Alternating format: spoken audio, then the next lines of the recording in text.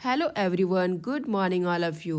दोस्तों, आज मैं डिस्कस करने जा रही हूँ यूजीसी नेट का सिलेबस, जो कि जेट का भी सिलेबस सेम टू सेम है। तो आज हम डिस्कस करते हैं दोस्तों, और इसके बाद एक एक चैप्टर वाइज पूरा चैप्टर को समझेंगे और उसका पूरा एमसीक्यू करेंगे। तो आप भी मेरे साथ, अगर आप प्रिपरेशन कर रहे हो जेट कॉमर्स की, तो मेरे इस चैनल पे बने रहें और इस चैनल को सब्सक्राइब कीजिए। ओके फ्रेंड्स, तो सबसे फर्स्ट यूनिट में आता है, फर्स्ट यूनिट है business environment and international business. और इसके अंतर्गत हमें पढ़ाई करना है, स्टडी करना है किस किस चीज़ के बारे में।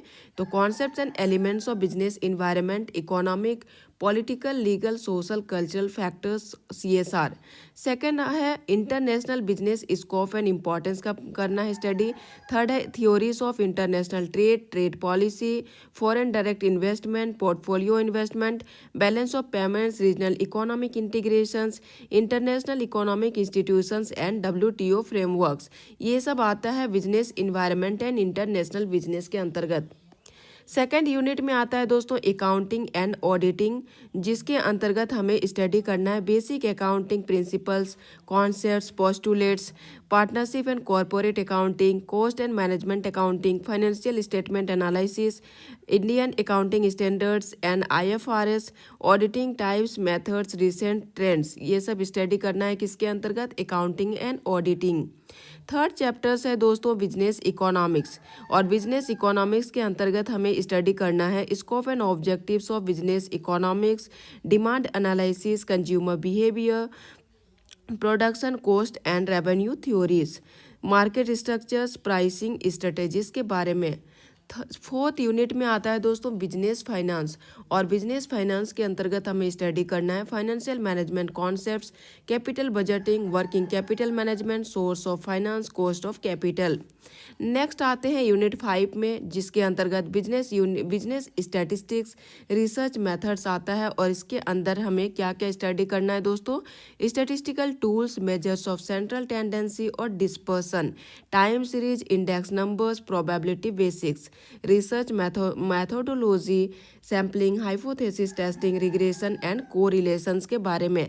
नेक्स्ट यूनिट है business management and human resource management, जिसके अंतर्गत हमें स्टडी करना है management principles and functions, organisational behaviour, HRM, recruitment, training and performance appraisal के बारे में।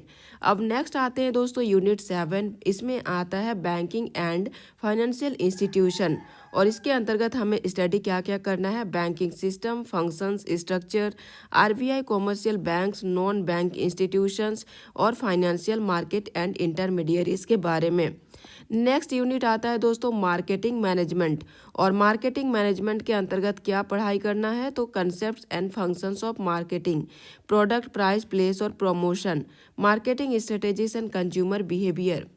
नेक्स्ट यूनिट पे आते हैं लीगल एस्पेक्ट्स ऑफ बिजनेस है, और इसके अंतर्गत हमें स्टडी करना है business law fundamentals, contract act, company law basics and consumer protection law, जो कि फेमा एस्पेक्ट्स के बारे में करना है। नेक्स्ट आते हैं दोस्तों income tax and corporate tax planning, और इसके अंतर्गत स्टडी करना है personal income tax basics, corporate tax planning concepts और tax computation and planning strategies के बारे में। तो इन 10 यूनिट्स को हमें ब्रीफली स्टडी करना है दोस्तों, और मैं एक एक चैप्टर्स को बहुत अच्छे से समझाऊंगी विथ MCQ।